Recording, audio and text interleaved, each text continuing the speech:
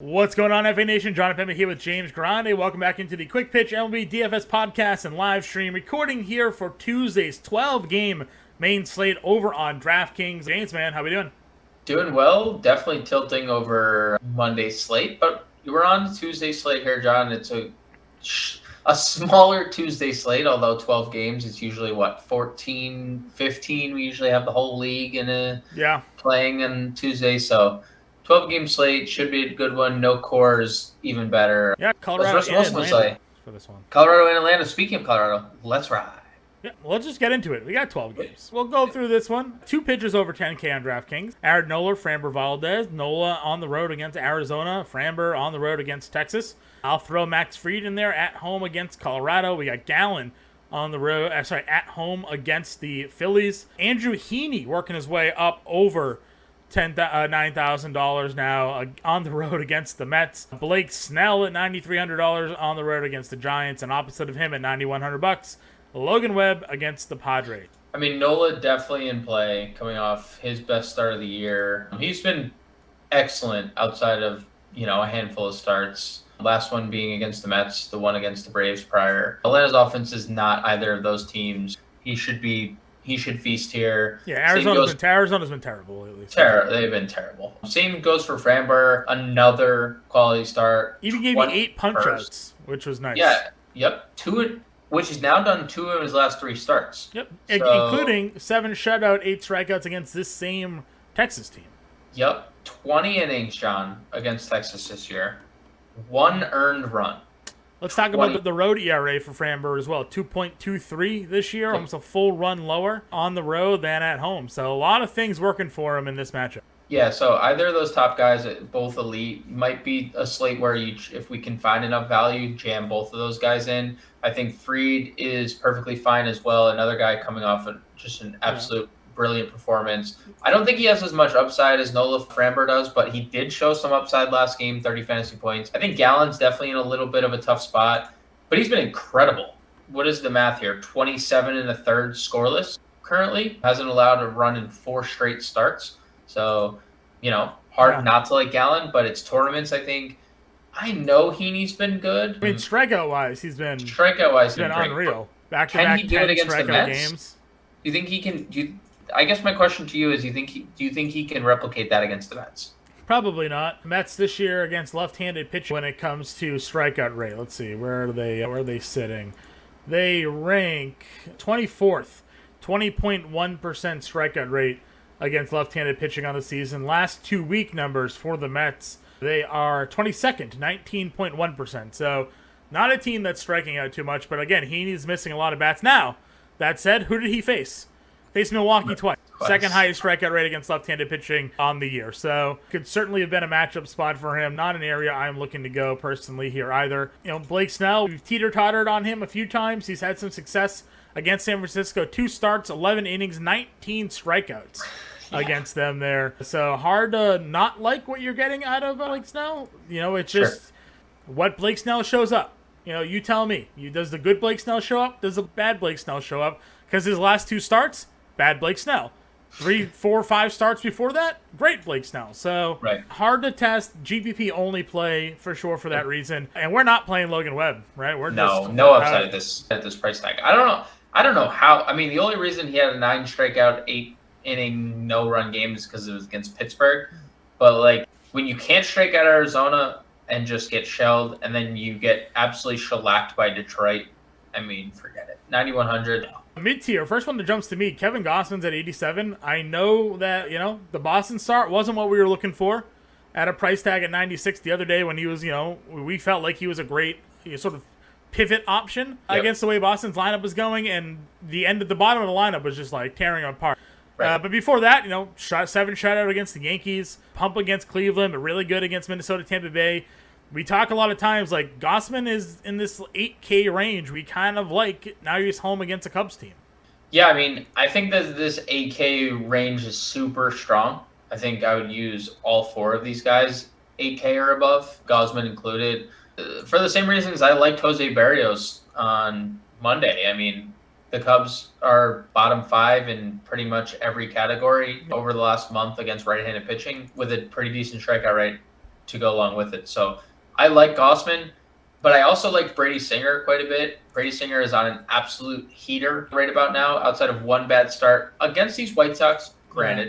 Yeah. 11 hits allowed is pretty rough. Yeah, but then if you look at the very next start, he faced the White Sox again, 7 1/3, 1 run. Yeah. Brady Singer has multiple double-digit strikeout games lately. Just looks like a complete different guy. I mean, over his last 10 starts alone, John, and that's factoring in that White Sox start, 2.14 ERA, 22.7 DraftKings points per game. Right. Big strikeout rate right now. I really like Singer. I think George Kirby is in a tremendous spot. I think he's going to be very popular against Detroit. And then good strikeout numbers for Kirby lately too. You know, if you're looking over his last 5 starts, 7 or more in 4 of those. So I'm with you there. And what Lucas Giolito shows up, I don't know. But Casey's offense isn't one that we're like scared of. Giolito been pretty good against them this year. 14 strikeouts in 10 innings against them. So yeah, he's a pivot play for me. Yeah, Kirby's the chalk here for sure. I think you're going to see a lot of people gravitate there. And then all 3 of these other guys are like, that's your pivot from Kirby if you don't want to play chalky pitchers. Where are we going under 8K? The Nats are back to not striking out again. Against left-handed pitching, they're 22%. So Irvin would have been probably an appealing option, but not a spot that we're likely to look to attack here now. Anybody else in this lower tier that it's jumping off the page to you? Matt Manning has been really good of late.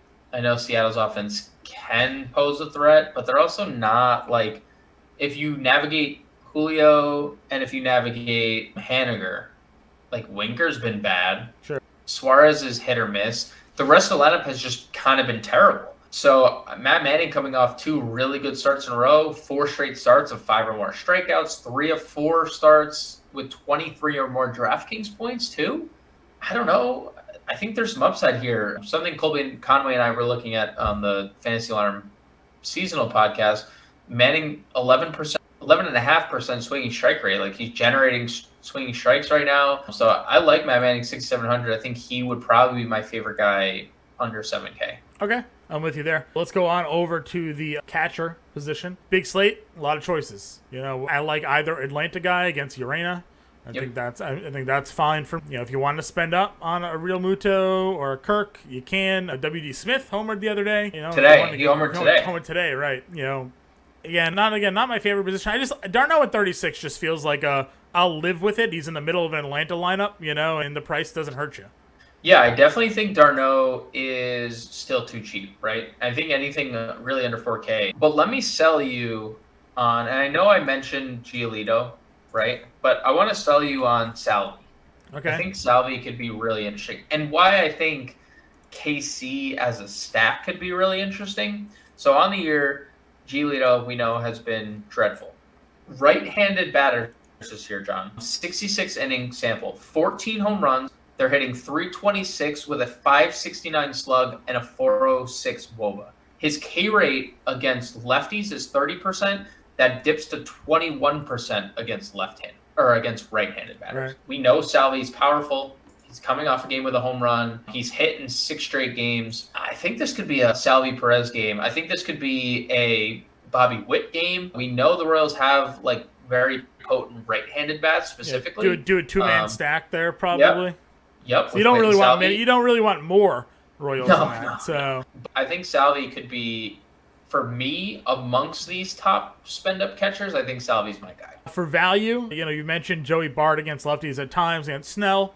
So, it all depends on how you feel about that matchup. I played Reese McGuire tonight. He had an RBI double. If you wanted to spend down against Chris Archer for Boston, depending on if McGuire's in the lineup, he is actually hitting the ball pretty well. 379 and 904. Yes, I know people sort of were upset with the Christian Vasquez trade, but McGuire's actually handled his own at the plate since that move has been made. So, for a spend down option, you could certainly take a look at him there. Omar Narvaez against Mitch Keller. Not really hitting the ball well, but could be just a matchup play. Anybody for you? Yeah, McGuire really hasn't been jerking around in Boston. I'm playing Joey Bart. Sure. Against lefties this year, Joey Bart, 6 home runs in 67 at-bats, 334 WOBA. He's just like which Snell shows up, right? That's your question. So that's true. First base. Again, same group of guys at the top. You can kind of pick and choose where you want. Alonso against Heaney, if you believe in, Heaney's striking out guys, but he's also giving up runs, giving up home runs. So, Alonso could be that spot. Matt Olson at 51 against Urena could be a probably popular option. I think Braves probably one of the more chalky stacks, would you say, in this spot here against Jose Urena?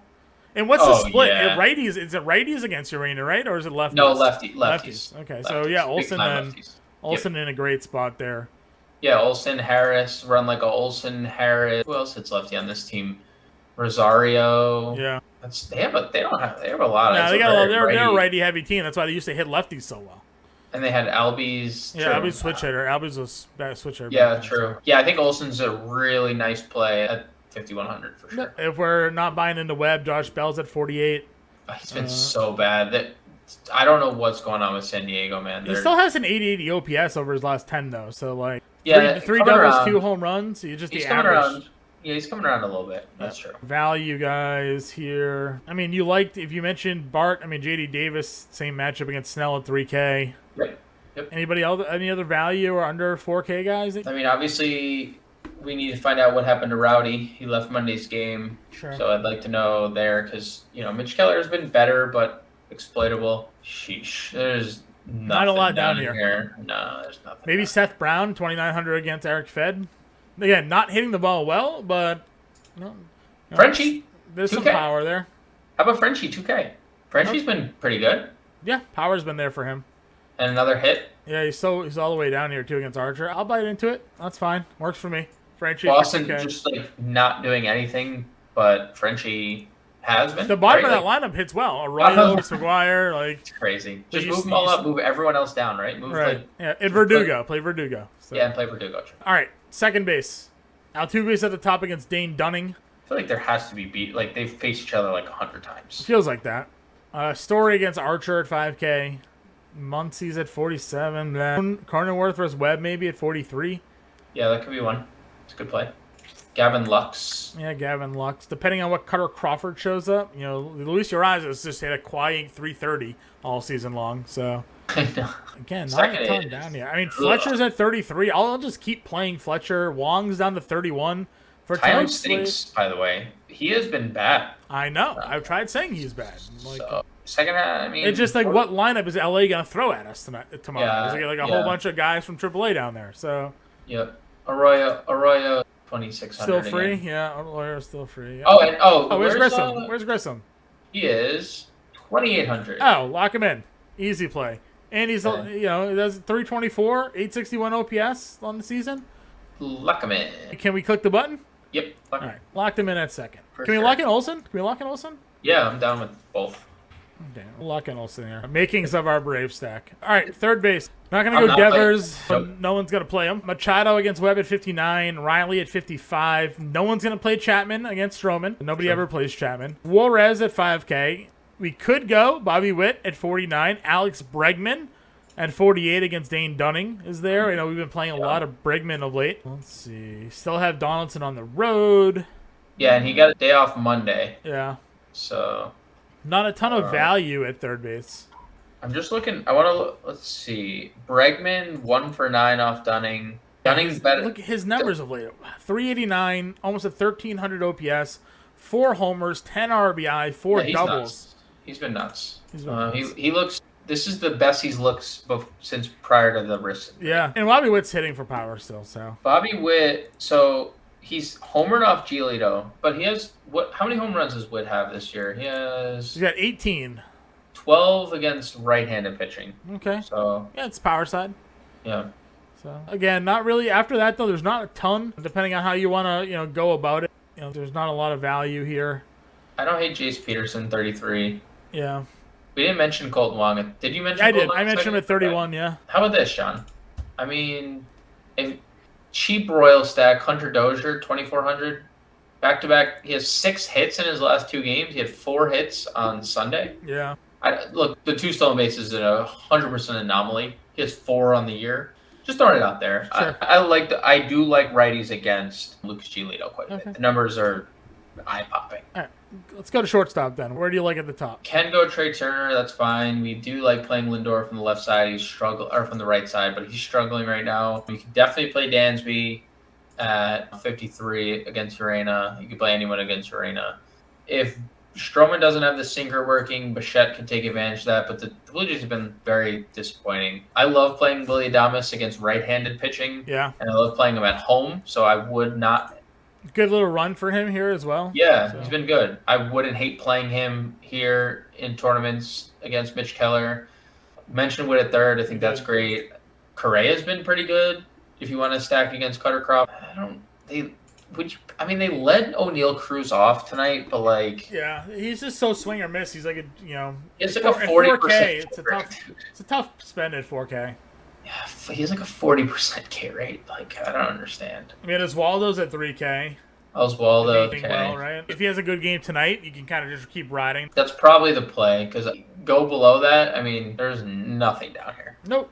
Really, there really isn't. So we'll see how that plays out. Again, you could also throw Fletcher in there. I'm a big Fletcher guy. He led off tonight. Not the biggest ceiling of a player, but I mean, at 3K, guys got to get on base like every game. So yeah, just a guy that gets on base. Outfield is where all the magic happens. Judge, Betts, Ohtani, Julio Rodriguez, Juan Soto, Schwarber, Harper, Marte, Trout. Where are you sticking them? Judge, Mookie, Ohtani, all of them. I would say the top 3 guys for me, and then probably Trout, who would be the next name I'd go I wonder if they give Trout a day off anytime soon here. I was thinking that like weeks ago, and they just like keep rolling him out. They're just like, yeah, Mike, good luck out there, and he just keeps hitting home runs. Good, The back's good. The back's good. Yep. The Blue Jays, nobody's gonna play them, but they're likely to go for 8 runs at any time. So weird lineup for them tonight. I talked about it with you. They had Gurriel hitting 3rd. They had Biggio hitting 6th. They've been hitting Gurriel in the middle of that lineup. I think they're trying to like spice some things up. Yeah, they're just like breaking up Bichette. Yep. Just the Kirk's hitting Ved Teoscar. I don't even think was in the lineup tonight. So something to at least pay attention to. Some good pitchers, which kind of kills a lot of our middle ground of these outfielders that we like playing. But Tommy Pham's been lighting it up. So I'm good with Pham at 47. I think that's fine in the mid tier there. Kyle Tucker 45. Yeah. Brian Reynolds against Alexander at 45. Yeah, it feels like a home run spot. Yeah, I'd play that for sure. You can play Melendez in the outfield I know righties have been better against Giolito, but if you're going full stack, lefties there. 370. He's still raking 371, 1100 OPS over those last. Yeah, this guy is, and just on the long list of Braves that they just got for less money than they're. You could play him and Grissom together as like a bottom of the lineup stack because they hit them low. So they'll hit like 8-9 or 7-8. Yeah, something like that. Let's see. Mancini against Dunning. Would you play it? He's been kind of bad lately, and Dunning's much worse against lefties. You can in like an Astro stack. Okay. Dugo's 37. Yep. Still hitting the ball well. I don't know, man. Any other values for you? I mean, Rosario, if you want to go with the full Braves lefty theory against Urena. Urena has been dreadful. I know Rosario hasn't been great either, but maybe we go there. Rob Refsnyder apparently pinch hits in the 5th inning for French Cordero. So is that what happened tonight? Maybe if you wanna go there. There's really not a lot of good value again because some of the pitching matchups that our usual go-to like mid-tier and value guys that are facing like Aaron Nola, right? They're facing Framber Valdez and Kevin Gossman. So we're in I feel like we're in a little bit of a bind when it comes to some of these value, but we also, we'll know where we're at when the lineups come out. I don't hate, who did I just have? Lane Thomas, 2,300. He's been a little better lately. He gets a righty-lefty matchup. I don't see, like you said, I think it's pretty much just like wait and see. Yeah. But also, I think it's really just wait and see until then. All right, well then, we'll give me your home run play. I'm going to go back to the well. I'm going to go Salvador Perez. Salvi, I'm going Madelson. Madelson homers off Urena. You got Salvi Perez going a homer off of Giolito, which takes us to our lineup building section of the stream here. How are we starting it off? Well, we already have Olsen Grissom. Yeah. That's the core of our little Brave stack there. What do you want to do with pitcher? Because Kirby is going to be very popular, and if we're building GPP, we can go there. Do you pivot to Gossman? Feel like we pivot somewhere. Do you go Gossman for 200 or more? Yeah, we can. I mean, I liked Barrios in that spot, in the same spot. So why don't we try Gossman? Okay. Do you want to use a top price guy, Framber or Nola? What do we got? Let's see. We got 3,800 with Frambar. Yeah, we'll have to play Oswaldo. We'll have to he's lock him in as a value. Which isn't a bad thing because he's been good, Yep. right? Like he's been viable. That's 4K. Do you want to play Salvi? It's just I want to, but I also am interested if that handicaps our lineup. Let's just leave catcher alone for right now and come back to it because we have Joey Bart too. Sure. We have Gossman and Valdez for now. Olsen and Grissom. We have a third baseman for 4K. Average position. Unless there were outfielders that you knew that we wanted to lock in, but... Did we like any value outfield? Like, we didn't... I don't think we mentioned a single one. There wasn't a ton. I mean, McCarthy versus Knowles at 29. You know who we didn't mention? We didn't mention Yelich, 41. He gets Mitch Keller. Yeah. That's a pretty good price point. I mean, you liked Peterson. He's at 33 as outfield eligibility. Do we want to build... I don't want to build... Do you think we should build... Verdugo's at 37 against Archer. That's a good price. I don't hate that. Let's play Verdugo. Okay. He's been super solid. Nothing wrong with that. 4150 for Verdugo. I mean, if you wanna... If we went Joey Bart, yeah. Right? Let's see what we can do with Joey Bart. Because I want to play Salvi, but I understand the outfield. We could go double mid-tier guys. I mean, Gossman's giving us 30. Kirby's giving us 25.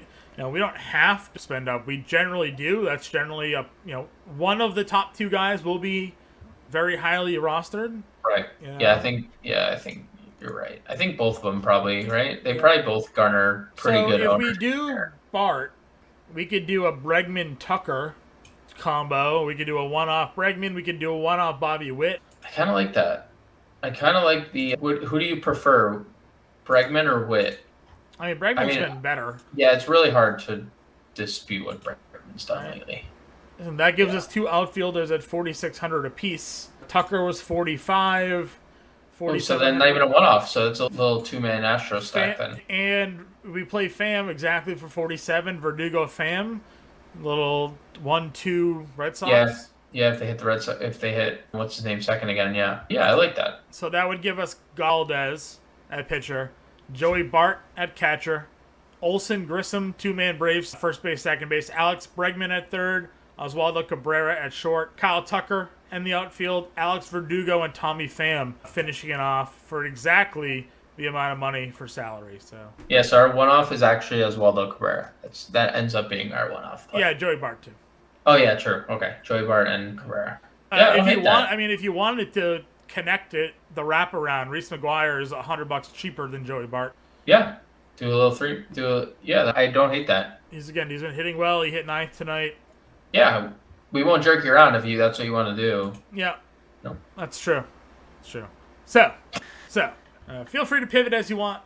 Again, this is just our thought process of lineup here. This lineup has actually been pretty successful as well. So John, you know who just went yard tonight? Paul Goldschmidt and Nolan Arenado.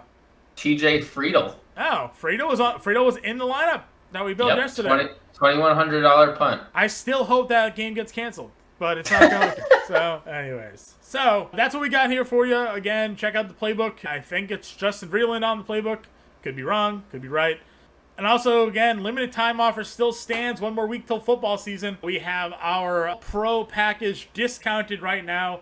50% off the first 6 months using promo code NFL50. It gives you more than just the NFL season, though. It gives you the college football DFS, the MLB DFS, NBA DFS, and NHL DFS, which starts in like 6 weeks. I don't know if you guys realize this. NHL DFS starts the second week of October. NBA DFS is right behind it. All of this is included in the All-Pro Access package that you save 50% off the first 6 months. It comes out to about $20 a month. For the first 6 months, you get the entire Fantasy Alarm DFS content package for $20 a month. How do you do better than that, James? I mean, last year, week 3, we won somebody $1 million. Oh, it wasn't actually $1 million. It wasn't $1 million. No, it was a little more than $1 million that day. It was more than $1 million that day. But he won the FanDuel $5 Millionaire contest. 2 weeks later, we had a guy win $250,000 in the Showdown slate for the playbook that we put out. So, I mean, it can easily pay for itself, $20 a month. Our golf, I just won $1,200 in golf the other day. I mean, golf season, taking a little bit of a break, but that's starting back up within the 6 month range here. So, hard pressed to find a better deal right now. Plus, more importantly, you get access to our premium Discord where myself, James Grande, Howard Bender, Adam Ronis, Andrew Cooper, Colby Conway, Justin Vreeland, Pete Cole, Matt Sells, Ray Kuhn, Ryan Kirksey, Colby Conway, Dan Malin. They're all, literally, the entire Fantasy Lineup team is in Discord answering your start sit questions right now. If you're drafting your fantasy football draft, you can get in there right now, be in our Discord, asking us questions. We'll tell you who to pick. We won't always be right, but we'll tell you who to pick. Yep. And that's how we're going to go about it. So that's what I got for you. NFL 50 promo code, fantasylineup.com/allpro. Go take part of it. Get in the action right now. No better time to do it. So we will catch you guys later.